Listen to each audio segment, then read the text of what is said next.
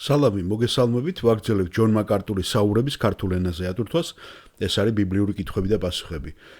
ჩვენ გადავედით 52-ვე ნაწილზე და სადაც შუაში ვართ, რომელიც ჩაწერილია 2001 წლის 18 თებერვალს. შემდეგ კითხვა ძალიან საინტერესოა და მე მინდა პატარა ისიც მოგიყვეთ თუ როგორი პატარა გამოძიება იმას აქვს, გზადაგზა ახლა მეც ვსწავლობ ხო უფრო დეტალურად ბიბლიას და რაც არის ხოლმე მოყვანილი მე არ მინდა რომ ბრმად მარტო ვთარგმნო და მე თვითონ არ ვიყო დარწმუნებული იმაში რასაც ვთარგმნი და მე თვითონ თუ რამე წარმოიშვება ისეთი კითხვა რომ უფრო გავარკვიო თვით სურათზეც რაც ეხებოდა ნახატი ხო ვეძებე ძალიან ბევრი თუ რა დამედო თავფურცელად იმიტომ რომ ბევრი არის მასალა ამაზე გამოყენებული და საუბარი არის დამბლადაცემულის განკურნებაზე გახსოვთ როდესაც სახურავს ახდიან და სახურავიდან ჩაუშვებენ დაბლადაცემულს ან დავრდომილი როგორც გინდათ პარალიტიკი მე მგონი ესე ჟღერს ინგლისურად ეს კითხვა და სხვა პიროვნება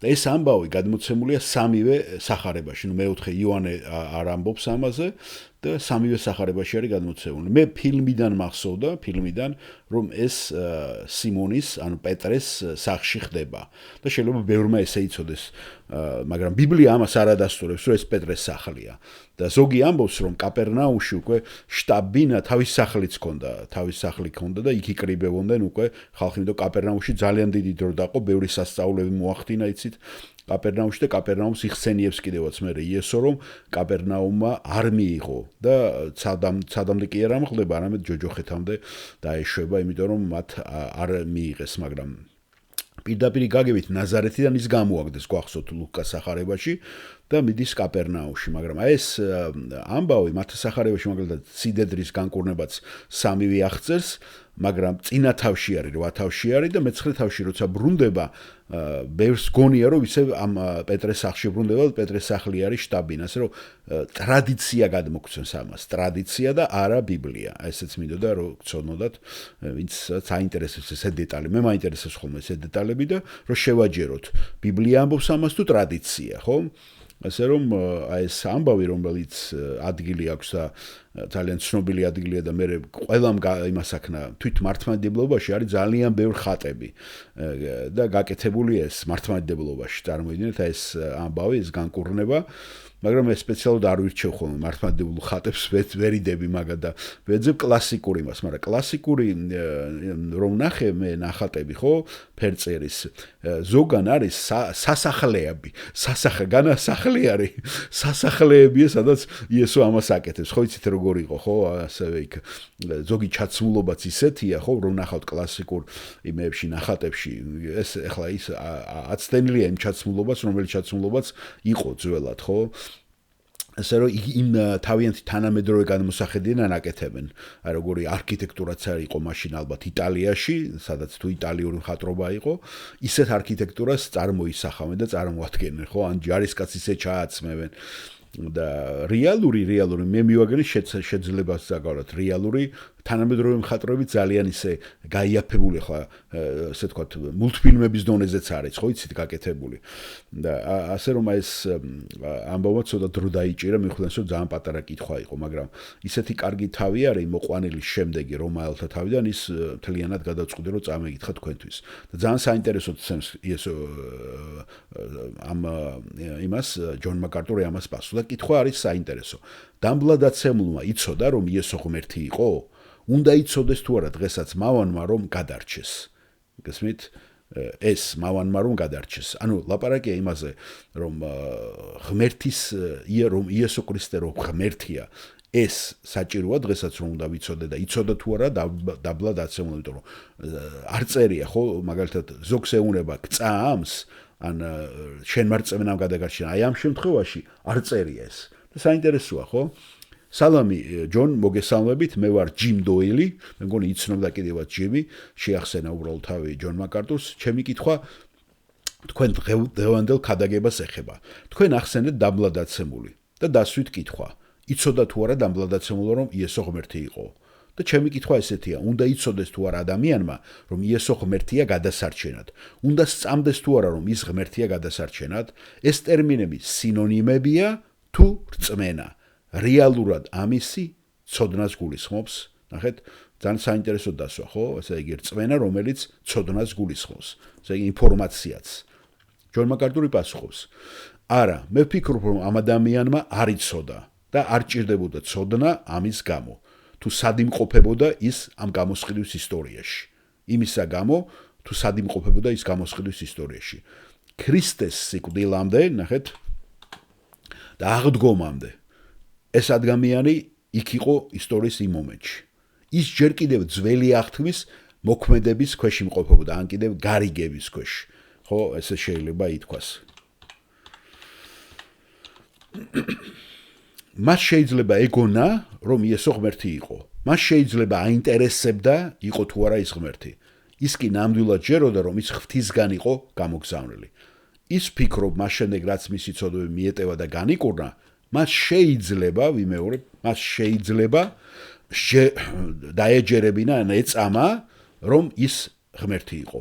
და მას შემდეგ რაც მან განიცადა აღორძინების ძალა, როგორც სულიერ და ასევე ფიზიკურად, შეიძლება რომ ის მივიდა ამ რწმენამდე. ხო არის გაკურნება, ესე იგი ფიზიკური და არის სულიერი განკურნება. იესომ ყველა განკურნა, კაპერნაუმში მაინც ყველაზე დიდი სასწაულები მოხდა. ყველა მიც მიყავდა განკურნა, ხო? და შეიძლება მარტო ფიზიკურად განიკურნեն და არ განიკურნენ, ხო? გააჩნია იმას შევთხოვას.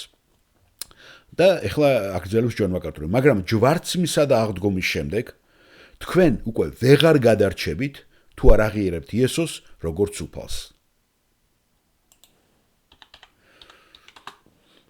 ხოლო უფალი ნიშნავს ღმერთს, სუვერენულ ღმერთს. ასე რომ დღეს ვერავინ, ვიმეორებ, ვერავინ გადარჩება, ვინც იესოს უფლად არ აღიარებს. და არა მხოლოდ რომ ეს გჯეროდეს, რომ ღმერთმა აღადგინა იგი მკვდრეთით, რაც ნიშნავს, რომ უნდა გჯეროდეს, ასევე მისი სიკვდილის, როგორც ჩვენი ცოდვისათვის გაღებული მსხვერპლის, რომელიც ღმერთს დააკმაყოფილებდა და ამიტომ ღმერთმა აღადგინა იგი ამ კმაყოფილების დასადასტურებლად. სიკვდილისა და აღდგომის შემდგომი პირობები უკვე რომაელთა მეათე თავში, მე-9 და მე-10 მუხლებშია გადმოცეული. ნახეთ, ვიმეორებ კიდე ქართველი მსმენელისათვის, რომ ბევრს მარტო ესე ზედაპირულად და მე ზუსტად იმიტომ ვიმეორებ ამ და წავიკითხავ რომაელთა იმას, რომ საქართველოშიც ხო მარტო ნომინალურად მათ გონიათ, რომ მოინათლენ რაღაცა ქრისტე წარმოდგენაც არა აქვს ქრისტეზე, რა გააკეთა მან, რატომ არის მნიშვნელოვანი ამ მსხვერპლის გაღება და ისე წამთ, რომ ტრადიციულად რომ 1700 წელია რომ ქართველები ვითომ ქრისტიანები არიან, რომ გადარჩებიან. აი კიდე არა მხოლოდ ეს, ნახეთ, ესე იგი ასე რომ დღეს ვერანაირ ვიმეორე გადარჩება, ვინც იესოს უფლად არ მიიღებს. და არა მხოლოდ ეს, ხედავთ, მარტო უფლად მიღება არა, მარტო უფლად რო მიიღო იესო ქრისტე. არამედ უნდა გჯეროდეს, ანუ ინფორმაციულად იცოდე, რომ ღმერთმა აღადგინა იგი მკვდრეთით. რაც ნიშნავს, რომ უნდა გჯეროდეს ასევე მისი სიკვდილის, როგორც ცოდვისათვის გაღებული მსხვერპლის, რომელიც ღმერთს აკმაყოფილებდა და დააკმაყოფილებდა და ამიტომ ღმერთმა აღადგინა იგი ამ კმაყოფილების დასადასტურებლად. ნახეთ, რამდენი რამეა საჭირო. სიკვდილისა და აღდგომის შემდგომი პირობები კიდე რომაელთა მე-10 თავში და მე წავიკითხავ ამ თავს, რომელიც არის შესანიშნავი თავი და რომელიც ყველანაირად ანადგურებს იმას, რომ ადამიანს მარტო არ ჭირდება, რომ მოსმენა არის, ინფორმაციის მიღება არის საჭირო და ინფორმაცია საიდან მოდის? წმინდა წერილიდან. ძმებო, ნახეთ, სულ ყველაფერი ხლა გადაიტანოს ქართველმა მსმენელმა ებრაელებს მიმართავს, ხო? ისრაელს პავლე მოციქული ამ წერილში, ხო? და ნახეთ, როგორ ესადაგება დღევანდელ მართლმადიდებელ იმეებს. რა თქმა უნდა, კათოლიკეებსაც და იმეებს, მაგრამ განსაკუთრებით ხლა ეს ურწმუნოებისათვის კი არ არის იმდენი, როგორც ადამიანები, რომლებიც თვლიან, რომ ღმერთთან არიან და მორწმუნეები არიან. ამ კატეგორიაში ბევრი შედის, ხო? ძმებო, ჩემი გულის სურვილი და ჩემი ვედრება ღვთისადმი ისრაელისათვის არის, რათა გადარჩნენ. ვინაიდან უმოწმებ მათ, რომ აქვთ გულმოდგინება ღვთისადმი, ოღონდ არა შეგნებულად. ხედავთ, ესე იგი, შეგნება არის საჭირო. რადგან ვერ შეიცნეს ღვთის სიმართლე, საკუთარი სიმართლის დადგენას ცდილობდნენ და ღვთის სიმართლეს არ დაემორჩინენ. ვინაიდან ქრისტე რჯულის დასასრული ყოველი მორწმუნის გასამართლებლად.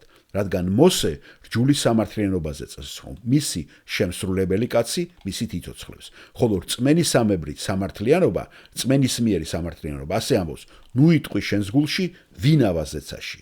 ესე იგი ქრისტეს ჩამოსაყვანად. ან და ვინ ჩავა უფსკრულში, ესე იგი, ქრისტეს მკვდრეთით ამოსაყვანად. მაგრამ რას ამობს იგი? ახლოა შენთან სიტყვა, შენს ბაგეში და შენს გულში. ესე იგი, რწმენის სიტყვა, რომელსაც ვქადაგებთ. იმიტომ რომ თუ შენი ბაგით აღიარებ, რომ იესო უფალია და შენი გულით ირწმუნებ, რომ ღმერთმა მკვდრეთით აღადგინა იგი, გადარჩები. ვინაიდან გულით წამთ სიმართლე, ხოლო ბაგით აღიარებენ გადასარჩენად. რადგან ამბობს წერილი, ყოველი მისი მორწმუნე არ შერცხვება. და ამაში არ არის განსხვავება იუდეველსა და წარმართულ შორის, ვინაიდან ერთია უფალი, რომელიც არის ყველაზე, ის არის უხვი ყველასათვის, ვინც მოუხმობს მას. რადგან ყოველი ვინც მოუხმობს უფლის საყელს გადარჩება. მაგრამ როგორ მოუხმობენ მას, ვინც არ იწამეს? როგორ ირწმუნონ, ვის შესახებაც არ სმენიათ?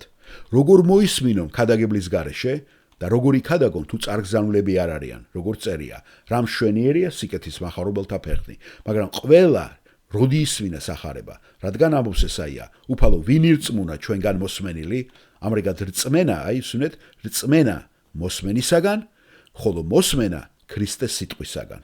მღვდლისგან კი არ წერია ესა, და ტრადიციებისგან კი არა, ქრისტეს სიტყვისაგან. მაგრამ ამბობ თუ არ მოусმენიათ, პირიქით, მთელ დედამიწას მოედო მათი ხმა და ქვეყნის კიდევს მათი სიტყვები. დღესაც ქართულ ენაზე უამრავი მასალაა, რომლის მოსმენაც ქართველებს შეუძლიათ. მაგრამ ისინი მაინც მღვდლებს და სანთლებს ენდობიან, ხო? მაგრამ ვამბობ, თუ არ იცოდა ისრაელმა, პირველად მოსე ამბობს, მე გავაღვივებ თქვენში შურს არა ხალხით, გაგარისხებთ უგუნური ხალხით. ხოლო ესაია გაბედულად ამბობს, მიპოვეს მათ, ვინც არ მეძებდა, გამოვეცხადე მათ, ვინც არ მკითხულობდა. ხოლო ისრაელს ეუნება, მთელ დღეს ვიწვდიდი ჩემს ხელებს ურჩი და გავგონარი ხალხისაკენ. აი ესე მთავრდება ეს მეათე თავი. მადლობა მოსმენისათვის.